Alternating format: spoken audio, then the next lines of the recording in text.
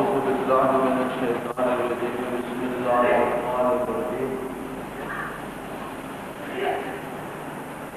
الحمد لله الساعة سالانہ اجتماع اپنی سرکار بتاتا ہوا کام مزید ہو رہا ہے۔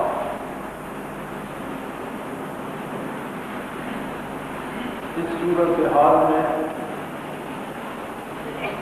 کہ پورا ملک اور ایک فرد اس سرزمین کا پریشان حال ہے،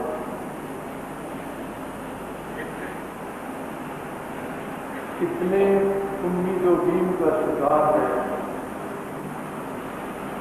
جن میں کتنی امیدیں باندھتا ہے، کتنی امیدیں ٹوٹتی ہیں۔ حال یہ ہے کہ کہنے کو اسلامی ریاست ہے، لیکن سلامتی کا کوئی تصور موجود نہیں، سلامتی کی کوئی ضمانت نہیں دی جا سکتی۔ جان و مال و آبرو سر راہ لٹ رہے ہیں، خون بہ رہا ہے، ظلم بڑھ رہا ہے، اور عجیب بات ہے ہم برائی کے اس مقام پر آ گئے ہیں کہ جہاں ادارے رشوت لیتے ہیں، عدالتیں عدل کی بجائے ظلم کرتی ہیں، حاکم اور حکومت عام آدمی کی حفاظت کرنے کی بجائے اسے لوٹنے کے درپے ہے۔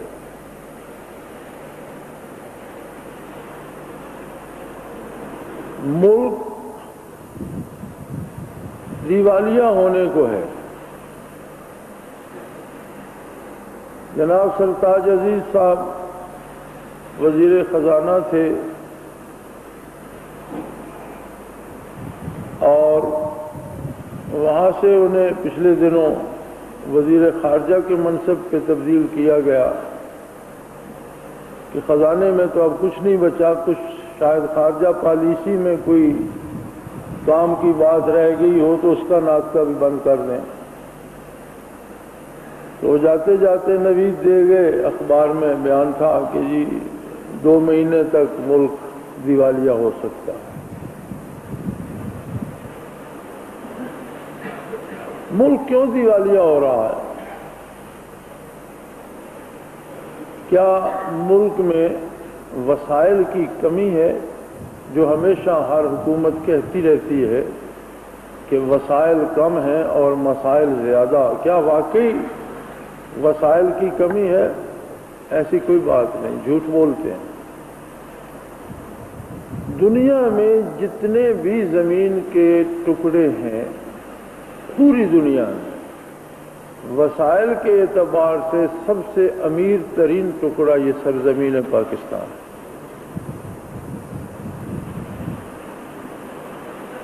وسائل کی بنیاد پیداواری صلاحیت ہوتی ہے۔ جس خطہ زمین میں جتنی پیداواری صلاحیت ہوتی ہے اتنے اس میں زندگی کے وسائل ہوتے ہیں۔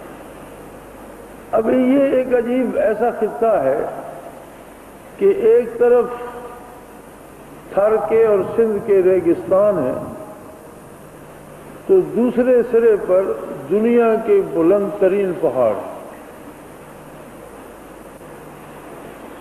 یعنی دنیا کا ہر موسم سارا سال یہاں موجود رہتا ہے۔ دریاؤں کی سرزمین ہے، نہروں کا جال بچھا ہوا ہے۔ جہاں دنیا کا ہر موسم رہتا ہے وہاں دنیا کا ہر پھل پیدا ہوتا ہے، ہر زرعی جنس پیدا ہوتی ہے، ہر طرح کی لکڑی پائی جاتی ہے، ہر طرح کا جانور پایا جاتا ہے، اور اس کے ساتھ زیر زمین معدنیات جو ہوتی ہیں، کوئلہ، نمک، تیل، سونا، ہیرے، جواہرات، وہ زیر زمین دولت جو ہوتی ہے وہ بھی اسی جگہ سب سے زیادہ ہوتی ہے جہاں زندگی کے وسائل زیادہ ہیں۔ اور اب اس تقسیم ملک کے وقت مشرقی پنجاب کا حصہ جو ہم سے الگ کیا گیا، سارا ہندوستان اس مشرقی پنجاب کے غلے پہ زندگی بسر کرتا، ورنہ مشرقی پنجاب سے نکلے تو کلکتے تک کوئی قابل ذکر اجناس پیدا نہیں ہوتے۔ اور آپ کو یاد ہوگا کہ سکھ لیڈر جرنیل سنگھ نے یہی دھمکی دی تھی کہ ہم پنجاب کا غلہ روک لیں گے، جس پر ان کے سنہری مندر پر اندرا گاندھی نے فوج چڑھائی۔ اس نے بات یہی کی تھی کہ ہم پنجاب کا غلہ ہم روک لیں گے، تو یہ سارے ہندوستان کے لیے موت تھی۔ ان کے پاس مشرقی پنجاب کا تھوڑا سا حصہ ہے، جبکہ وطن عزیز کے پاس سارا علاقہ ہی بلوچستان، سندھ پیداواری صلاحیت کے ساتھ زیر زمین خزانوں سے بھرا ہوا ہے۔ پنجاب کے یہ ٹکڑے، یہ پہاڑ جن پہ ہم بیٹھے ہیں، یہ سارے دولت کے انبار ہیں۔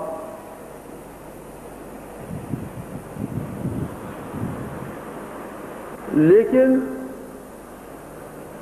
ہمارے حکمران چونکہ مغرب کے غلام ہوتے ہیں، اور قائد اعظم کی وفات کے بعد وڈیرے جاگیردار یا سرمایہ دار ہی آگے آ سکے، اور یہ دونوں طبقے مغرب کی غلامی ان کی رگوں میں اتری ہوئی ہے۔ وسائل کو مہیا کرنے کے لیے کام کرنا پڑتا ہے، جبکہ یہ لوگ مانگ کر کھانا اس سے زیادہ آسان سمجھتے۔ آپ قومی مزاج کا اندازہ لگائیے۔ ہمارے سابقہ صدر محترم جناب فاروق لغاری صاحب کا بیان تھا کل پرسوں کے اخبار میں کہ اگر موجودہ حکمرانوں کو بدل دیا جائے تو 8 یا 10 ارب ڈالر قرضہ مل سکتا ہے۔ یعنی مجھے حکومت اگر دے دو تو میں 10 ارب ڈالر قرضہ لے آؤں گا، جو پھر عمرا کھا جائیں گے، اور آپ اس کا سود بھی دیتے رہیں گے اور اصل بھی آپ پر باقی رہے گا۔ پچھلے دنوں آپ نے سنا ہوگا کہ ورلڈ بینک اور IMF وغیرہ بھی قرضہ دینے سے انکار کر رہے ہیں۔ میرے علم میں جو بات آئی اس میں کیا وجہ بتائی انہوں نے کیوں نہیں دے رہے؟ ان کی رپورٹ یہ تھی کہ اس حال میں جب ملک دیوالیہ ہونے کو ہے، جو قرضے کی قسط ہم نے انہیں دی اس میں سے 70% حکام میں تقسیم ہو گیا، کھا گئے۔ اگر اس حال میں بھی یہ کھانے سے باز نہیں آتے تو انہیں کیوں دیا جائے؟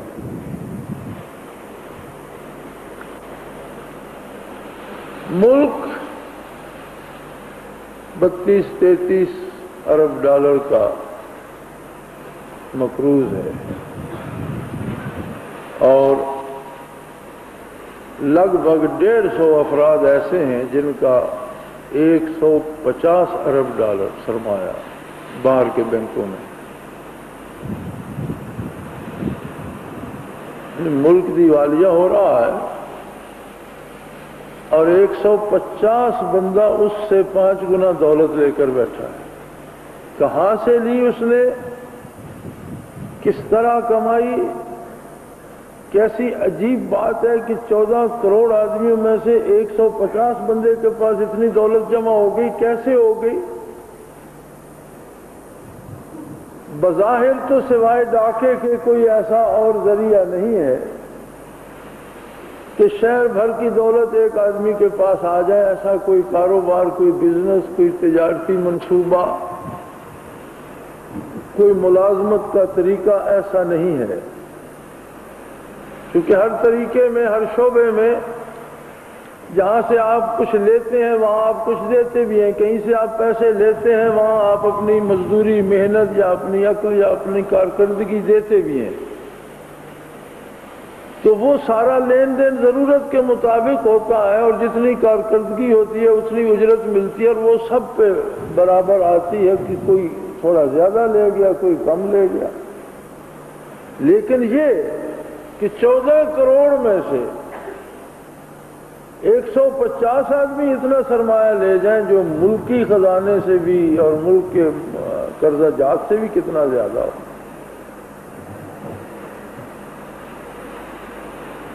جناب وزیر اعظم فرماتے ہیں روزانہ خود انحصاری فنڈ ہے اور فلاں فنڈ ہے اور فلاں، اور لوگوں کو قربانی دینی چاہیے۔ اچھی بات ہے، قربانی لوگوں ہی کو دینی چاہیے، لیکن اگر یہ لوگ خود قربانی نہ دیں، قومی خزانے سے انہوں نے جو قرض لے رکھے ہیں وہ واپس کر دیں، قربانی نہ دیں، اپنے پلے سے ایک ڈھیلا نہ دیں، تو جناب وزیر اعظم کا قرض جو ہے ان کی فاؤنڈریز کا اور ان کے کارخانوں کا، وہ بھی اربوں میں ہے۔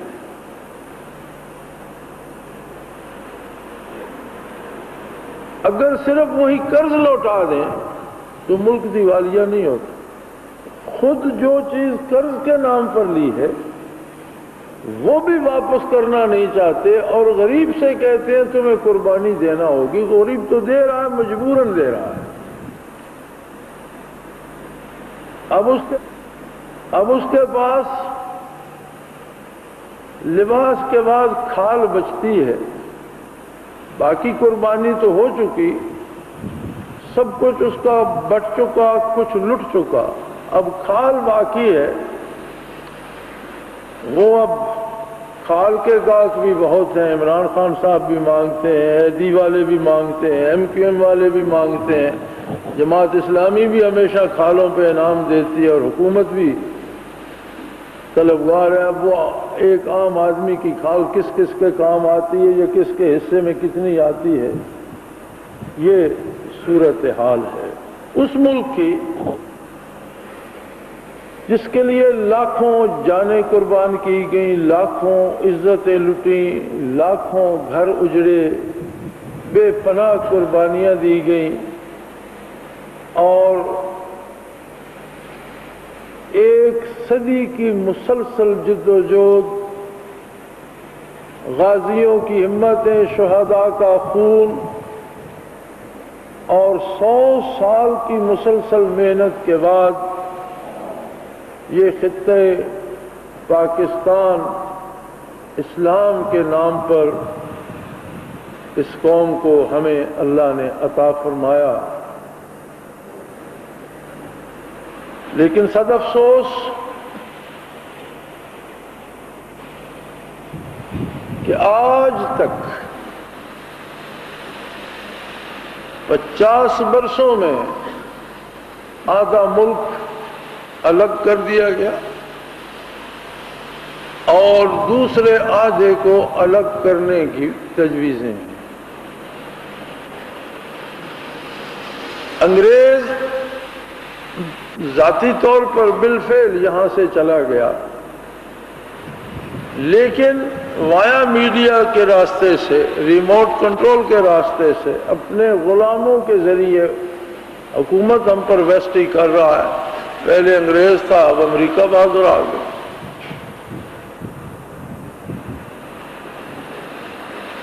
یہ کتنی عجیب بات ہے کہ 14 کروڑ مسلمان بستے ہیں یہاں، حکومتیں امریکہ بدلاتا ہے، ووٹ یہ دیتے ہیں، امریکہ وہاں سے ووٹ دینے والے بندے تو نہیں بھیجتا، یا اگر ووٹوں میں کوئی بددیانتی کرتا تو امریکہ سے تو نہیں آتا، سارے اسی ملک کے لوگ ہیں۔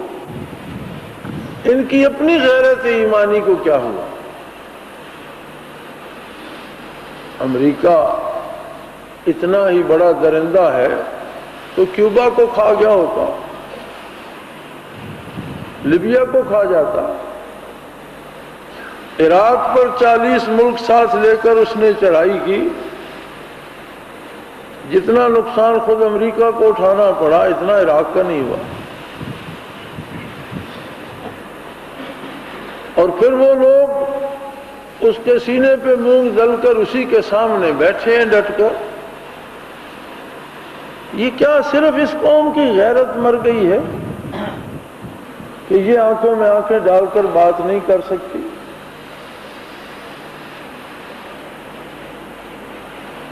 اگر کیوبا کو، لیبیا کو، عراق کو بھی لیڈرشپ یا قیادت نہ ملتی تو شاید وہ بھی ہماری طرح ہی ہو۔ بات یہ ہے کہ ان کے جو لیڈر، یہ جو لوگ آگے آئے ان میں جرت تھی۔ ہمارے ہاں 50 سال کی تاریخ میں کوئی ایسا جرت مند بندہ سامنے آیا ہی نہیں جو مغرب کی آنکھوں میں آنکھیں ڈال سکے۔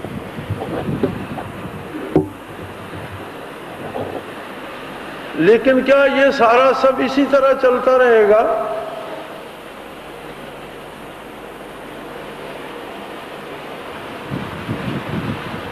ہم لوگ سیاسی لوگ نہیں ہیں،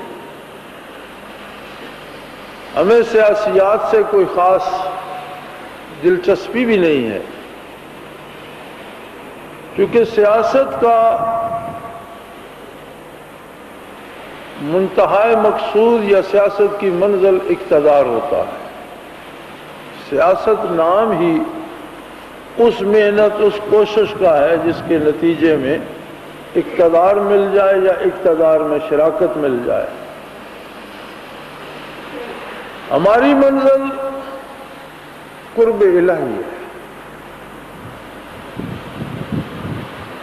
قرب الہی زندان میں رہ کر ملے، دار پر چڑھ کر ملے، مزدوری کر کے ملے، مسجد میں بیٹھ کر ملے، منبر و محراب پر ملے، یا کوچہ و بازار میں ملے، منزل ہماری قرب الہی کا حصول ہے۔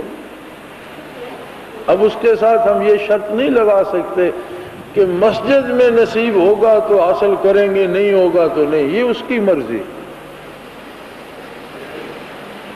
کسی کو وہ سر مقتل ملتا ہے، کسی کو سر دار ملتا ہے، کسی کو مسجد میں اس کے صرف باریابی نصیب ہو جاتا ہے، کسی کو میدان کارزار میں ملتا ہے۔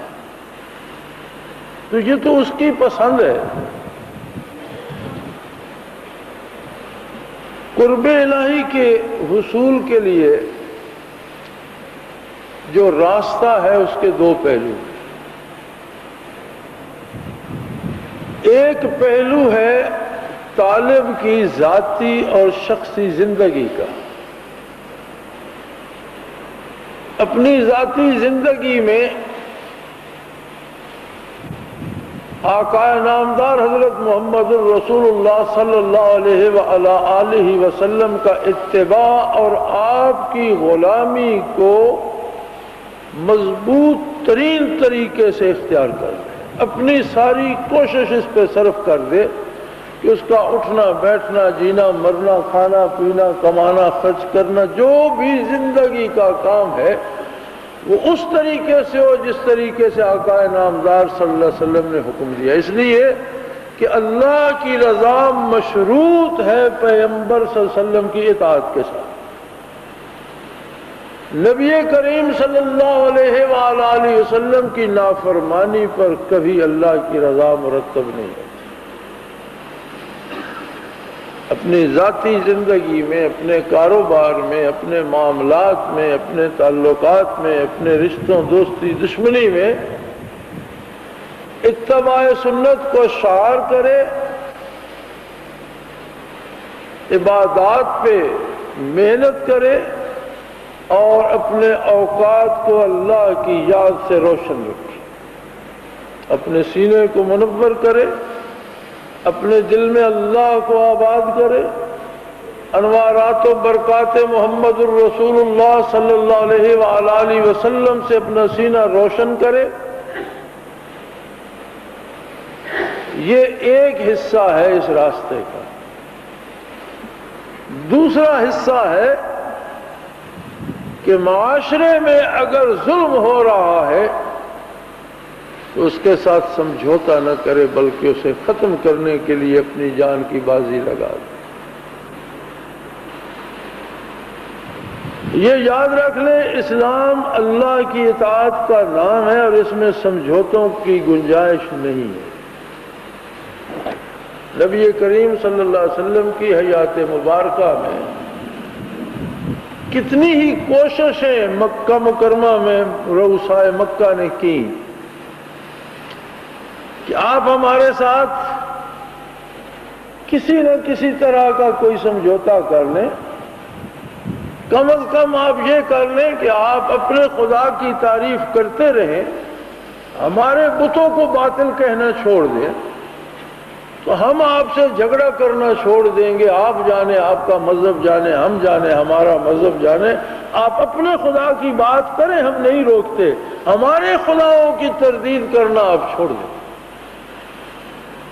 تو اس کے بدلے میں ہم آپ کو، آپ کے پیروکاروں کو کوئی تکلیف نہیں دیں گے، کوئی تعرض نہیں کریں گے۔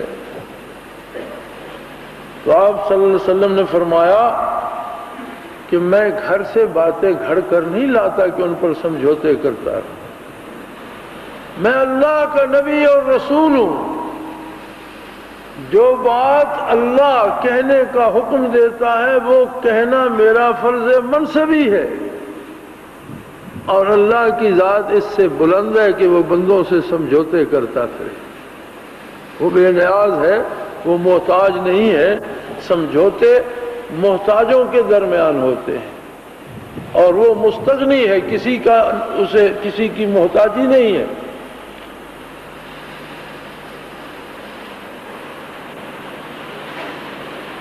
یہ بات بھی پیش کی گئی، سیدھا اشخاص جمع ہو کر آئے اور انہوں نے 3 باتیں کی۔ انہوں نے کہا پہلی بات یہ ہے کہ اگر آپ کو حکومت کا شوق ہے، آپ بڑا بننا چاہتے ہیں، بادشاہ بننا چاہتے ہیں، تو ہم آپ کے سر پر تاج رکھ دیتے ہیں اور آپ کو بادشاہ تسلیم کر لیتے ہیں اور بادشاہت کا اعلان کر دیتے ہیں اور سارے لوگ آپ کی اطاعت کریں گے۔ اگر آپ دولت مند بننا چاہتے ہیں تو ہم سارے مل کر اتنی دولت آپ کے قدموں میں ڈھیر کر دیں گے کہ جزیرہ نما عرب کے کئی رئیس مل کر بھی اس کا مقابلہ نہ کر سکیں۔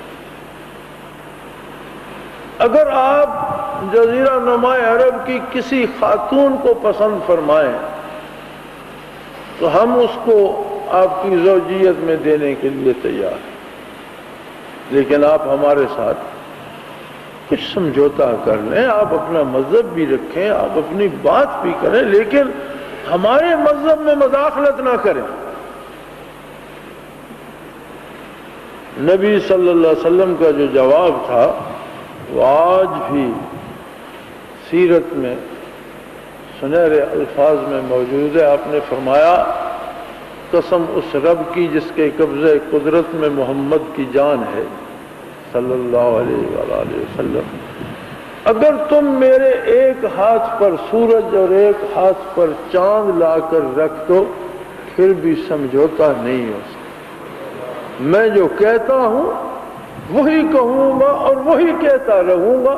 تم جتنی مخالفت کر سکو، تم جتنا ظلم توڑ سکو، تم جتنی زیادتی کر سکو، سمجھوتا نہیں ہو سکتا۔ وہی اسلام ہے آج بھی۔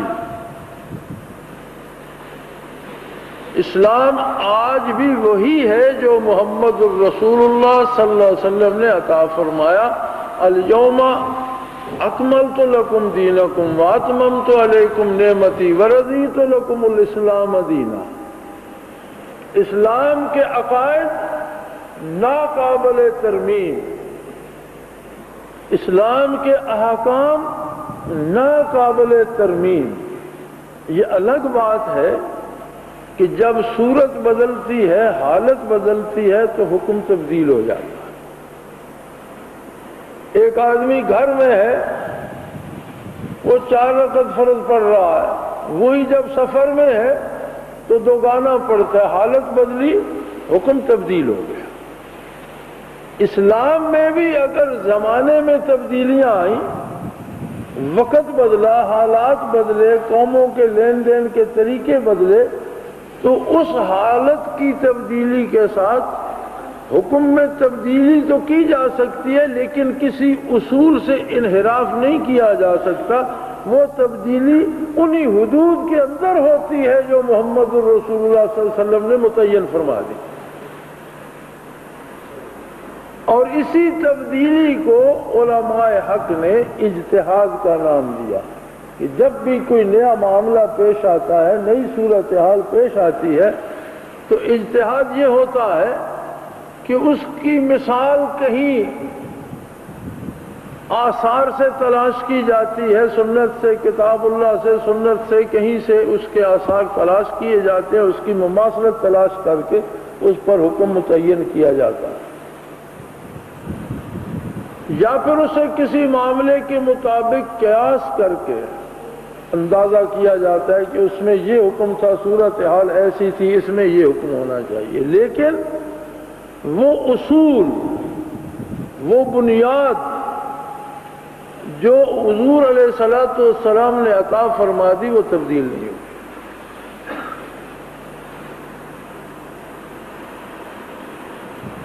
50 برسوں میں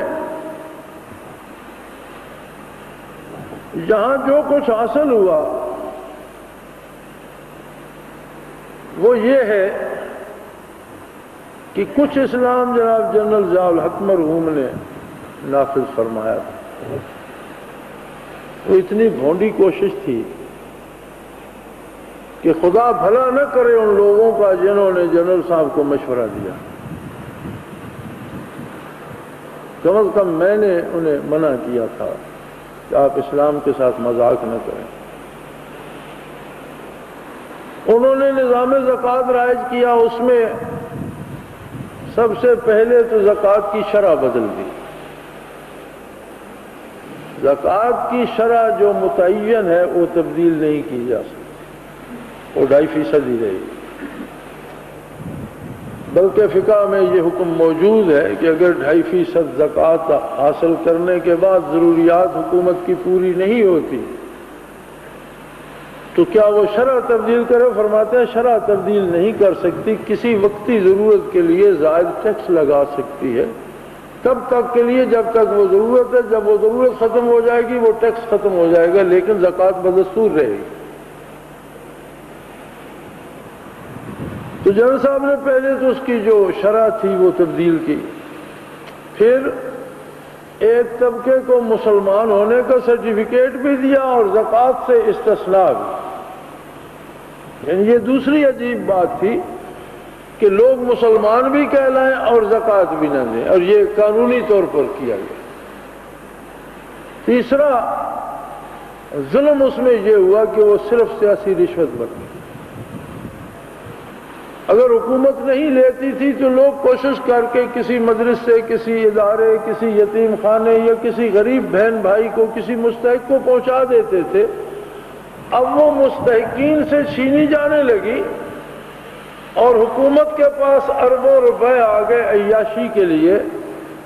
اب آپ کی زکوٰۃ فنڈ کے مصارف جو ہے ان میں سر فہرست یہ ہے کہ جو آپ کے ثقافتی طائفے یعنی ڈوم کنجر باہر جاتے ہیں انہیں خرچہ زکوٰۃ فنڈ سے دیا جاتا ہے، جو باہر ملکوں کے میراثی یہاں آتے ہیں ان کا خرچہ اسی زکوٰۃ فنڈ سے دیا جاتا ہے۔ اور اس کے بعد اپنے پیاروں کو نوازا جاتا ہے۔ حکومت کا یہ آپ دیکھتے ہیں بڑے بڑے اشتہار صفحہ اول پہ، خود انصاری کا کبھی کبھی کسی بات کا، کبھی اس پہ پرائم منسٹر کا فوٹو ہوتا ہے، کبھی وزیر اعلیٰ کا ہوتا ہے، اور آدھا صفحہ ہوتا ہے۔ یہ سارے اخراجات بھی ماشاءاللہ زکوٰۃ فنڈ دیتی ہے۔ جتنا حکومت نے پراپیگنڈے پہ خرچ کرنا ہوتا ہے اور اشتہار بازی پہ، وہ بھی وہیں سے لیا جاتا ہے۔ تو نفاذ اسلام کا حال یہ ہوا کہ احکام شرعی کی تضحیق ہوئی، مستحقین کے حق مارے گئے، اور ظلم کچھ درجے اور بڑھ گئے۔ ظلم تو ظلم ہے، گناہ تو گناہ ہے، لیکن اگر گناہ کو نیکی کے نام پر کیا جائے اور ظلم کو اسلام کے نام پر کیا جائے تو پھر یہ ظلم عظیم بن جاتا ہے۔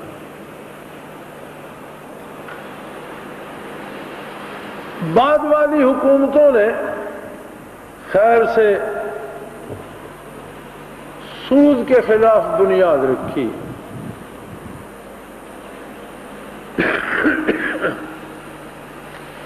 پچھلی 3 حکومتیں سود نہیں ہونا چاہیے، سود ہونا چاہیے، سود کے بغیر چارہ کار نہیں، سود کے بغیر گزارا نہیں، سود نہیں ہونا چاہیے، اس کشمکش کی نظر ہو گئی۔ اب موجودہ حکومت کے پاس کئی مصیبتیں جمع ہو گئی۔ ایک تو انہوں نے ایٹمی دھماکہ کر دیا، اس پہ کوئی ناراض ہے یا نہیں، یہ راتوں کو سو نہیں سکتے کہ اس سے ویسٹ ہم سے ناراض ہے، ان کی نیندیں حرام ہیں۔ وہ ناراض پتہ نہیں ہے یا نہیں، یا ہوں تو کیا بگاڑ لیں گے، اور راضی ہوں گے تو کیا دیں گے، وہ الگ بحث ہے، ان کی نیندیں حرام ہیں اس پر۔ دوسرا تماشا یہ ہوا کہ لٹتے لٹتے خزانہ جواب دے گیا۔ یہ قرض کی پیتے تھے میں، اور سمجھتے تھے کہ ہاں رنگ لائے گی ہماری فاقہ مستی ایک دن۔ ملکی وسائل چھوڑ دیے گئے۔ اب معمولی سی بات ہے، آپ یہاں سے کلر کار سے راولپنڈی جائیں، راستے میں 4 یا 5 جگہ آپ کو بورڈ لگے ہوئے ملیں گے، فلاں دریا فلاں دریا، چھوٹے چھوٹے نالے ہیں اور ان میں سارا سال پانی جاری رہتا ہے۔ بہترین زمینیں ہیں دونوں طرف، سارا سال پانی بہتا رہتا ہے، کسی زمین میں لگانے کی توفیق نہیں۔ کاشتکار غریب ہیں، وہ خود مشینری خرید نہیں سکتے، حکومت کسی کو ایک چھوٹا سا پمپ بھی دینے پہ تیار نہیں ہے کہ وہ بہتے ہوئے پانی کو کھیت میں لے آئے، اور اس ایک پمپ کے ذریعے سے شاید 10-12 خاندان خوشحال ہو جائیں۔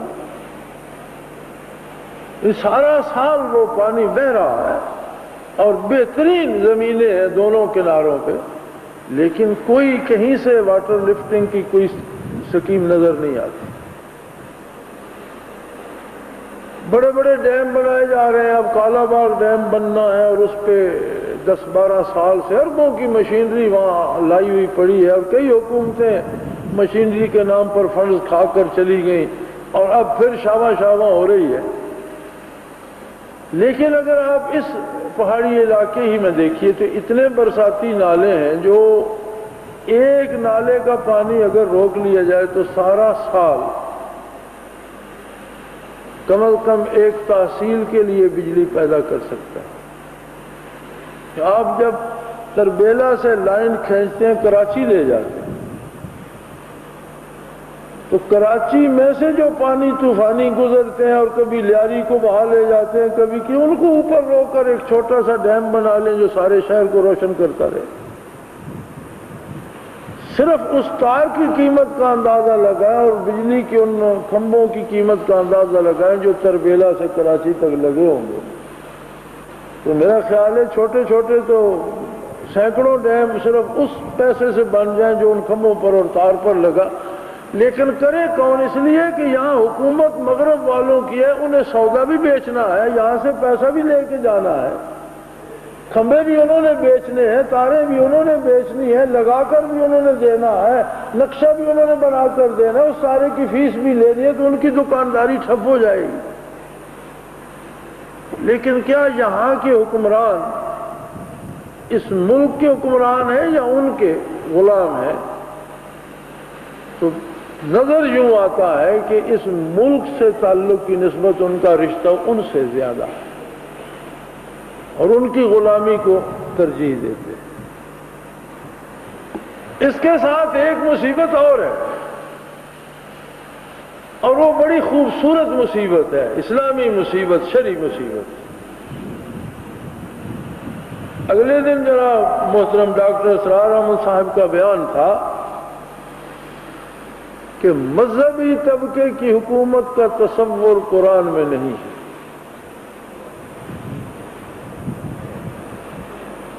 اب ڈاکٹر ہیں، ڈاکٹر تو ویسے MBBS ہیں، PhD ڈاکٹر نہیں ہیں،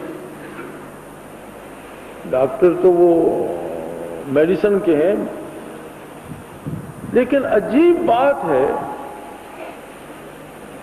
کیا مذہبی طبقہ نبی اکرم صلی اللہ علیہ وسلم کی ذات سے الگ ہے؟ کیا حضور کے پاس حکومت نہیں تھی؟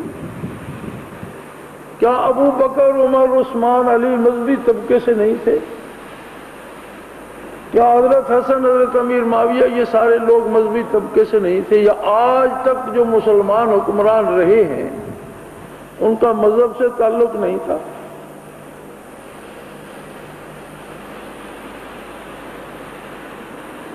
یہی بیان یا اس سے تھوڑا ملتا جلتا محترم میاں طفیل محمد صاحب کا میں نے دیکھا تکبیر میں نے سارا بیان نہیں پڑھا، وہ کیپشن لگا دیتے ہیں سرخیاں جگہ جگہ، تو میں نے وہ سرخیاں دیکھی، اس میں ایک سرخی یہ تھی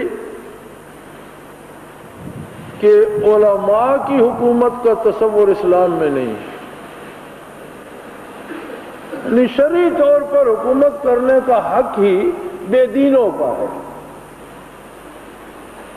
پھر اس شریعت کا کیا فائدہ؟ پھر ظلم کو کون روکے گا؟ میری سمجھ میں جو بات آتی ہے وہ یہ ہے کہ انگریز کی آمد کے بعد علماء پر جب زندگی کے دروازے بند کر دیے گئے، کچھ لوگ تو جو علمی خانوادے کے تھے وہ علم کے تحفظ کے لیے جان ہتھیلی پر رکھ کر کام کرتے رہے، لیکن بیشتر وہ لوگ آ گئے جو دنیاوی امور میں فٹ نہیں ہوتے تھے۔ انہوں نے کہا چلو ہمیں کوئی ملازمت نہیں دیتا، مزدوری نہیں ہو سکتی، تعلیم آج پڑھا نہیں جاتا، تو چلو اس طرح مولوی بن جاؤ، کہیں نماز پڑھاتے رہو، کسی مدرسے میں بیٹھ جاؤ۔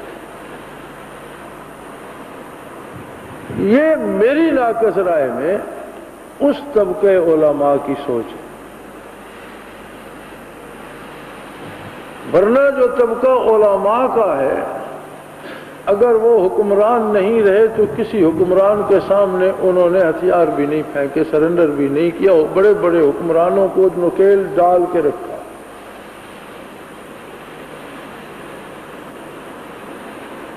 اور حالات اور وقت کا تقاضا یہ ہے کہ حکومت ان لوگوں کے پاس ہو جو اللہ سے ڈرتے ہوں اور کسی امریکہ کی پوجا نہ کرتے ہوں، جو احکام شرعی سے واقف ہوں اور عدل اور ظلم کی پہچان رکھتے ہوں، جو اللہ کی عظمت کے لیے کام کر سکتے ہیں اور محض اپنی بڑائی کو لوگوں پر ٹھونسنے کی کوشش میں عمر ضائع نہ کریں۔ اگر ہمارے اکابرین اسی طرح کے فتوے جاری کرتے رہے اور یہی سوچ عام آدمی کو دیتے رہے تو یہ ایک اور ظلم ہوگا، اور اسے پھر کیا اسلامی ظلم کا نام دیا جائے؟ کتنی زیادتی ہے۔ اتنے بڑے بڑے عظیم نام جن کی بات ملک کے بیشتر لوگ مانتے ہیں، پڑھے لکھے لوگ سنتے ہیں، اور انٹیلیجنسی جن کی بات پہ توجہ دیتی ہے ان کا یہ حال ہے۔ ہمارے ان علماء میں دو طرح کے لوگ ہیں، کچھ تو وہ ہیں جو باقاعدہ امریکہ بہادر کی روزی پہ پلتے، اور میں یہ عرض کرتا چلوں خواہ وہ ناراض ہو جائیں، جو سعودیہ سے امداد لیتے ہیں علماء، دراصل وہ بھی امریکہ کی منظوری سے آتی ہے۔ اگر امریکہ خفا ہو کسی پر تو سعودی اسے ویزا نہیں دیتے، امداد کہاں دیں گے؟ سعودی اسے حج اور عمرے کی اجازت نہیں دیتے جس سے امریکہ روٹھ جائے، تو اسے پیسے کہاں سے دیں گے؟ ایک بات۔ دوسری بات یہ بھی بڑی کھری ہے کہ سعودی جتنے فنڈز دیتے ہیں وہ ان کو اپنے سرمایہ پر جو امریکہ سے سود ملتا ہے اس سود سے دیتے ہیں۔ یہ سعودی سرمایہ پہ جو مساجد بنی ہوئی ہیں یہ ساری سود پر بنائی گئی، اگرچہ ہمارے علماء ان سے سعودی حکومت کا عطیہ سمجھ کر حلال جانتے ہیں، لیکن سعودی حکومت خود بھی سود کھاتی ہے، اپنے سارے مصارف میں سود استعمال کرتی ہے، حرمین شریفین کے مصارف میں سود استعمال کرتی ہے، اور اس کی حلت اور جواز کے فتوے بھی انہوں نے گھڑ رکھے، اسے ساتھ جائز بھی کیا ہوا ہے، حلال بھی کیا ہوا ہے۔ تو ایک طبقہ تو ہمارے علماء کا وہ ہے جو تنخواہ دار ہے، ان کا پیسہ ہی وہیں سے آتا ہے، راگ بھی وہیں کا لاپتے ہیں۔ دوسرے بزرگ وہ ہیں جو بڑے مخلص ہیں لیکن اتنے سادہ ہیں کہ سمجھ نہیں پاتے کیا کہہ رہے ہیں، وہ مفت میں ان کی مدد کیے جا رہے ہیں، اپنی سادگی میں ان کے حق میں بیان داغتے رہتے ہیں۔ تو یہ بڑی عجیب مصیبت ہوتی ہے کہ دشمنوں سے لڑنا تو ایک بات سمجھ میں آتی ہے، اپنوں سے اگر اس طرح کی صورتحال پیش آ جائے تو انتہائی پیچیدہ صورتحال ہوگی۔ اب عجیب بات یہ ہے کہ ایک بزرگ سے ہمارے بارے الاخوان کے بارے بات ہوئی، یہ بھی وہ بھی کوشش کر رہے ہیں اور ان سے مل کر کوشش کی جا سکے۔ انہوں نے فرمایا وہ تو لڑائی بڑائی والے لوگ ہیں، وہ تو سوٹے ڈنڈے کی بات کرتے ہیں اور وہ تو آرام سے بات بھی نہیں کرتے۔ اب انہوں نے یہ نہیں سوچا کہ آج تک ہمارے کسی جلسے میں، کسی جلوس میں کہیں کوئی جھگڑا ہوا ہو یا کسی گاڑی توڑی ہو، شیشہ توڑا ہو، کسی کو کوئی ایذا دی ہو یا کہیں ہم نے سوٹا ڈنڈا استعمال کیا۔ ہاں، اگر آپ اسے ڈنڈا سوٹا کہتے ہیں کہ ہم بغیر لگی لپٹی کے بات کہہ دیتے ہیں تو یہ تو کہنا پڑے گا، اس کے بغیر تو چارہ نہیں ہے۔ اس پہ کوئی ناراض ہو یا راضی رہے، غلط کو غلط کہنا پڑے گا، ظلم کو ظلم کہنا پڑے گا۔ وہ حکومت کرے تو بھی ظلم ہے، مولانا کریں تو بھی ظلم ہے، پیر صاحب کریں تو بھی ظلم ہے، میں کروں تو بھی ظلم ہے، کوئی کرے ظلم ظلم ہے۔ کسی کے شخصیت کے بدلنے سے وہ عدل نہیں ہو جاتا، ظلم ظلم ہی رہتا۔ تو اب ایسی صورت میں نظر یوں آتا ہے کہ شاید ہم کچھ بھی نہیں کر سکتے،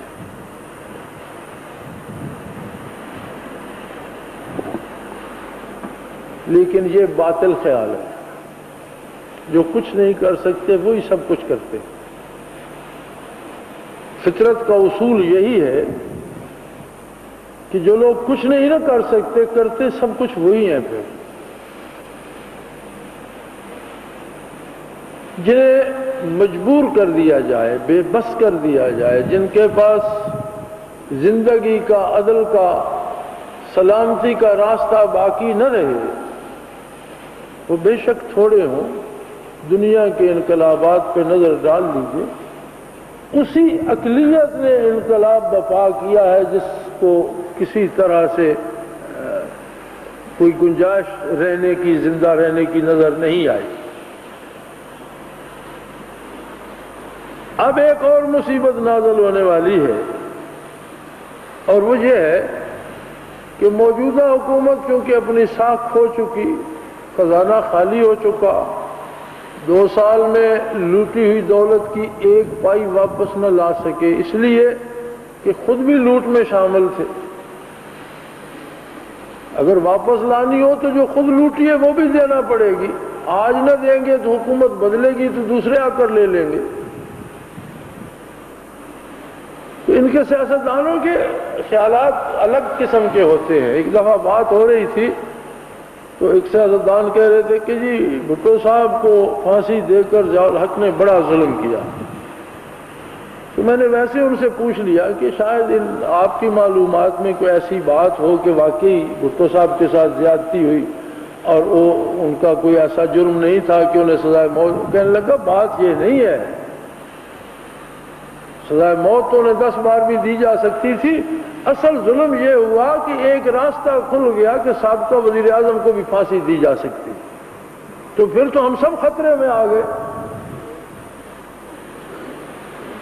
نہیں، وہ اس لیے نہیں کر رہے تھے کہ بھٹو صاحب کے ساتھ زیادتی ہوئی، وہ کہہ رہے تھے کہ جرائم تو بھٹو صاحب کے تھے لیکن پھانسی نہیں دینی چاہیے تھی، اس لیے کہ یہ تو دروازہ کھل گیا کہ سابقہ وزیر اعظم بھی پھانسی پہ لٹکایا جا سکتا ہے، تو ہم سب کی زندگیاں خطرے میں پڑ گئی۔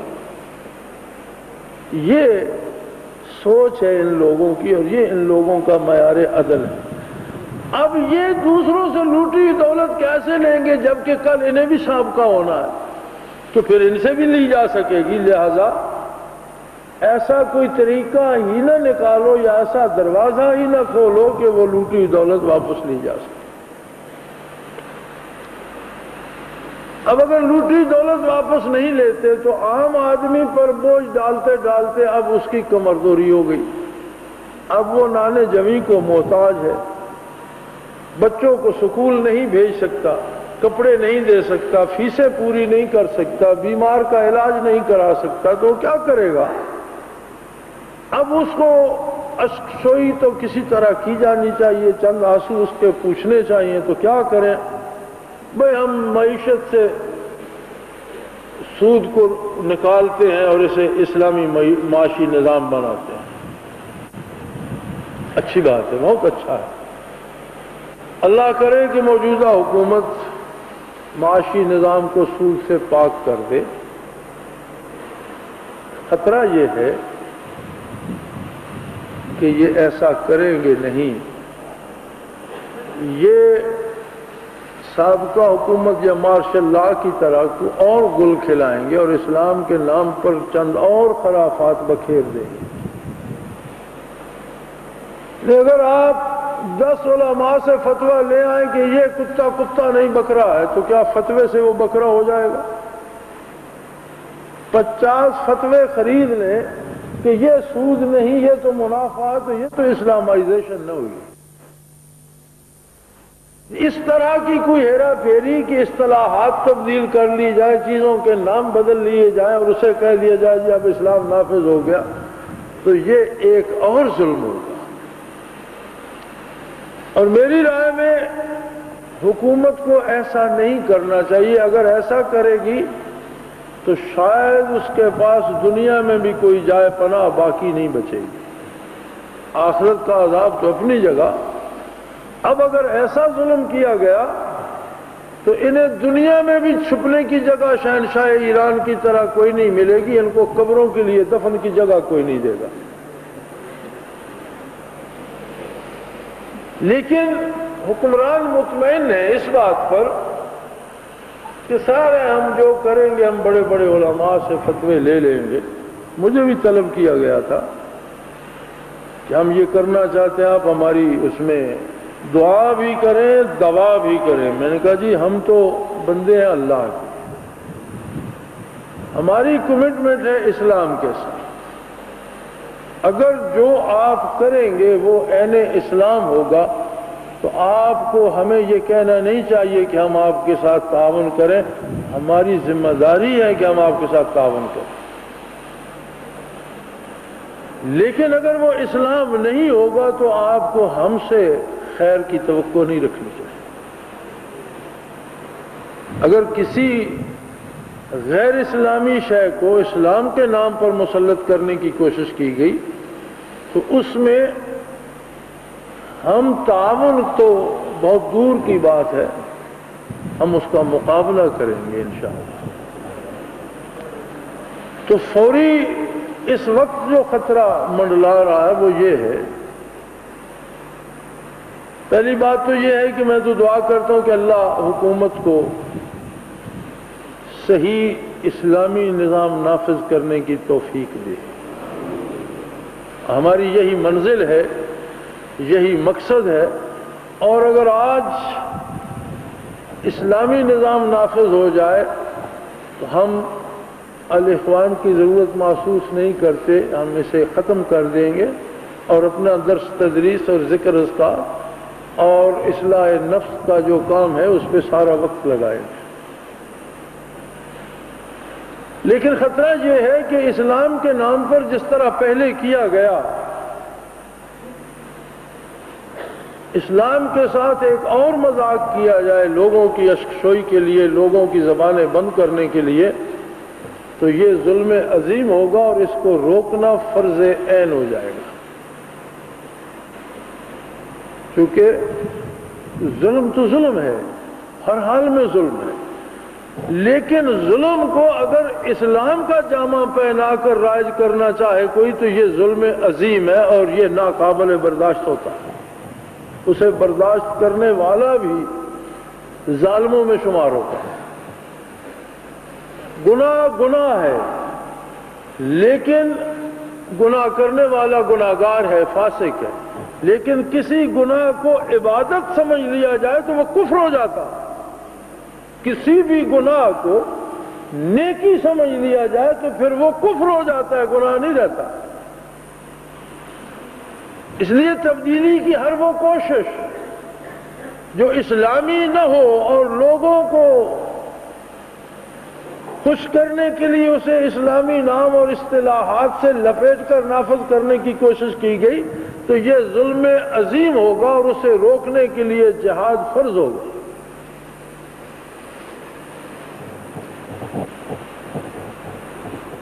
میری نظر میں، میری رائے میں آج کا سب سے بڑا خطرہ یہ ہے، اور میں اس کے لیے دعا کرتا ہوں کہ اللہ ہمارے حکمرانوں کو صحیح راستے پہ چلنے کی توفیق دے، اور اللہ کرے بغیر کسی جھگڑے کے، بغیر کسی شور شرابے کے، بغیر کسی تکلیف کے اسلامی معاشی نظام نافذ ہو جائے، اسلامی نظام عدل میں نے وہاں پریزیڈنٹ ہاؤس پہ بھی یہ عرض کیا تھا کہ آپ اکیلا معاشی نظام نافذ نہیں کر سکتے، اسلامی احکام جو ہیں وہ ایک دوسرے سے مربوط ہے، ریلیٹڈ ہے۔ آپ معاشی نظام اسلام کا لاتے ہیں اور عدالتی نظام آپ کا غیر اسلامی رہتا ہے، تو جب کسی کا لین دین پہ جھگڑا ہوگا تو اس کا فیصلہ کون سا قانون کرے گا؟ وہی پینل کوڈ جو انگریز دے کے گیا کرے گا یا اسلام کا عدالتی نظام کرے گا؟ تو پھر آپ کو عدالتی نظام اسلام کا لانا پڑے گا۔ آپ عدالتی نظام اسلام کا لاتے ہیں، معاشی نظام اسلام کا لاتے ہیں، لیکن آپ اپنے نصاب تعلیم میں اسلام پڑھاتے نہیں، تو لوگ کہاں سے آئیں گے جو اس پر کام کریں گے؟ کیسے، کہاں سے لوگ خرید کر لائیں گے آپ جنہیں اسلام آتا ہو؟ تو اس طرح سے یہ سارے احکام انٹر ریلیٹڈ ہیں۔ اگر آپ کو کرنا ہے تو آپ کو سارا اسلام کرنا ہوگا۔ ادھورے کام جو ہیں وہ نہیں ہو سکیں گے، ان کے نتائج خاطر خواہ نہیں ہوں گے، اور آپ محض اسلام کو بدنام کریں گے، مغربی میڈیا باتوں کو اچھالے گا اور عام آدمی کو آپ پریشان کر کے رکھ دیں گے کہ یار یہ کیسا اسلام ہے کہ پہلے جو کوئی دال روٹی چل رہی تھی وہ بھی اس نے چھین لی۔ کی رضا نہیں چاہتے، اقتدار کا تحفظ چاہتے۔ بھٹو صاحب اپنے آخری دنوں میں تشریف لے گئے مولانا مودودی رحمۃ اللہ علیہ کے پاس اچھرے۔ میں نے جس طرح سے بات سنی ہے، تعاون کے لیے بات کرنے خود ان کے دولت کدے پہ تشریف لے گئے اور باتوں باتوں میں آخر کہنے لگے کہ دیکھو بھائی، آپ حضرات کو، علماء کو، عام مسلمانوں کو خوش کرنے کے لیے میں نے مرزائیوں کو کافر بھی قرار دلوا دیا، آپ میری بات پھر بھی نہیں مانتے، میرے ساتھ تعاون نہیں کرتے۔ تو مولانا فرمانے لگے کہ میں تو اس خوش فہمی میں تھا کہ آپ نے اللہ کی رضا کے لیے اور دین کے تحفظ کے لیے اور دین کی خدمت کرتے ہوئے انہیں کافر قرار دیا، تو شاید یہ آپ کی نجات کا سبب بن جائے گا۔ لیکن پتہ چلا کہ آپ نے تو یہ بھی سیاست ہی کی، اس میں بھی کہیں اللہ کا نام نہیں آیا، آپ لوگوں کو خوش کرتے رہے، سیاسی مفادات تلاش کرتے رہے، کتنے بد نصیب ہیں۔ میری سمجھ میں بات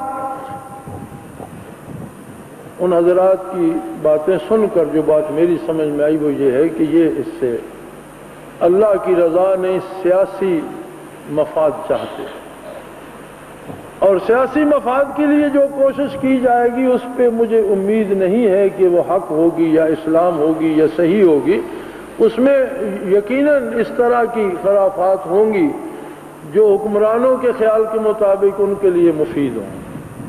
تو بہرحال پہلی بات تو یہ ہے کہ اس کے لیے دعا کریں کہ اللہ انہیں نیکی کی توفیق دے اور اللہ انہیں ہدایت پہ قائم رکھے، اور اگر نافذ نہیں کرتے تو اسے خراب نہ کریں، یعنی کم از کم یہ رحم کریں کہ اگر اسلام کو جیسا کہ ہے نافذ نہیں کرتے تو اسے مزید خراب نہ کریں، اور ایک نیا بحث کا ایک نیا باب نہ کھول دیں کہ یہ اسلام ہے اور یہ نہیں ہے، اور وہ ایسا ہے اور یہ ایسا ہے۔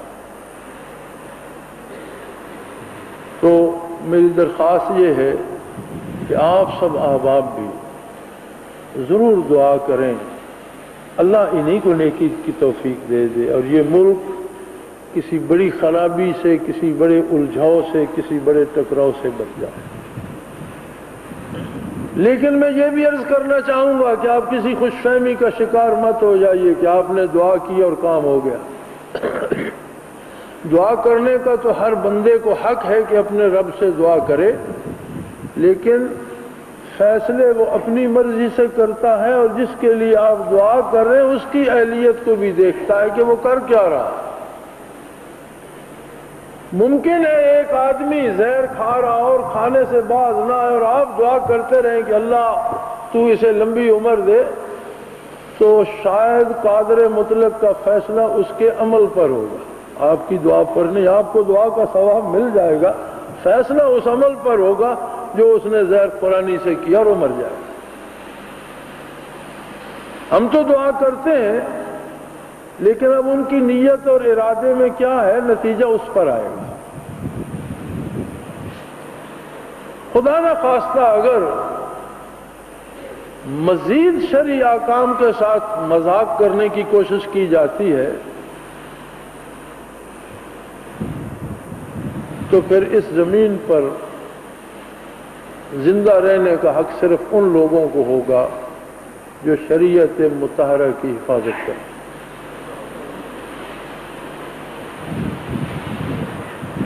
ہمیں یہ کہا جاتا ہے کہ تمہاری تعداد بہت کم ہے اور تم ایک حلے میں مارے جاؤ گے، لیکن ہمیں یہ فخر ہے کہ ہم مارے تو جائیں گے،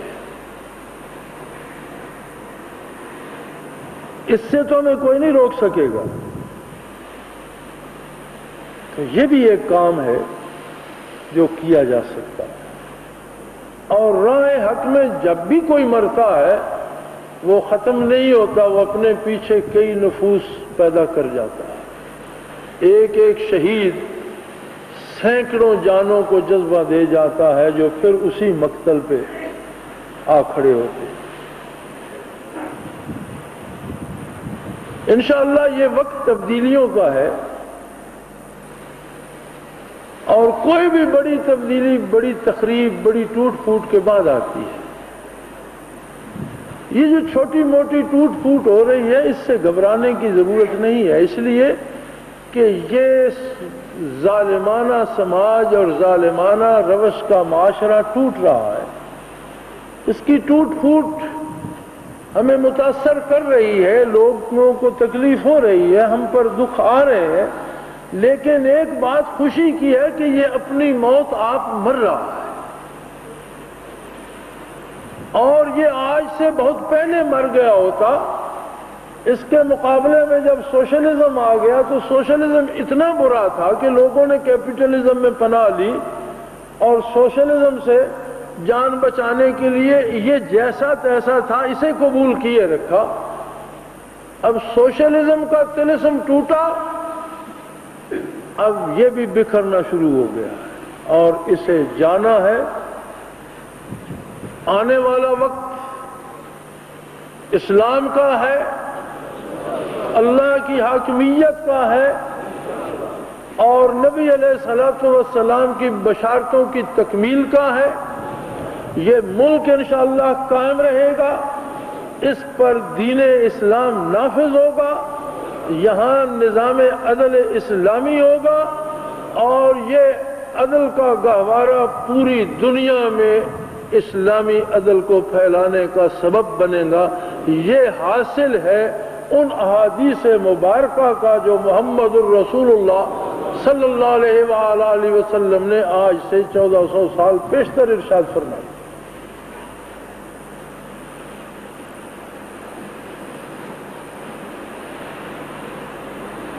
سو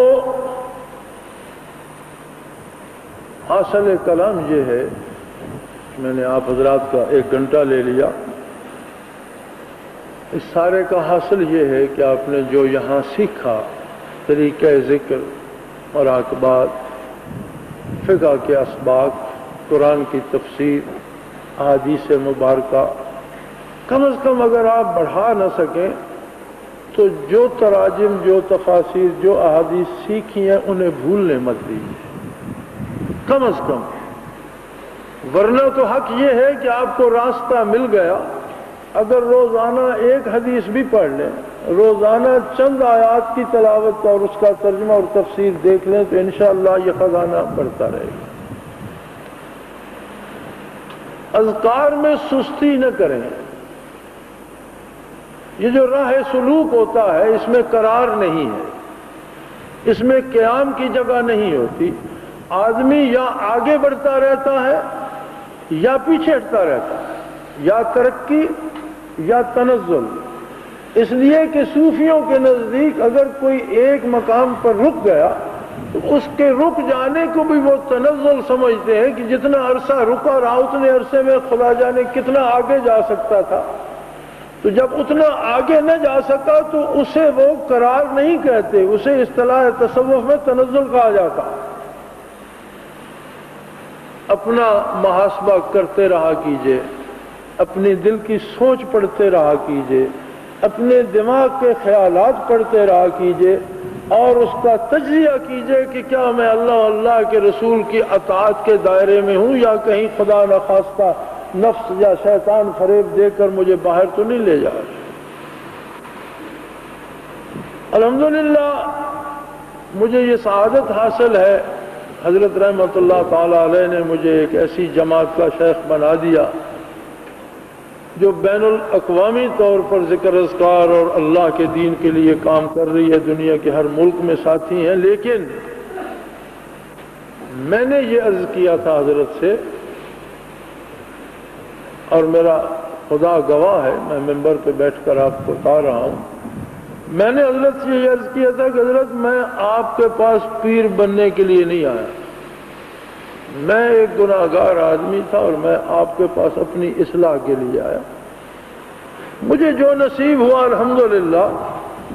آپ یہ منصب آپ کسی اور کو سونپ دیں، میں جس طرح آپ کی اور جماعت کی خدمت کرتا رہا ہوں، جب تک رہوں گا جو توفیق ہوگی کرتا رہوں،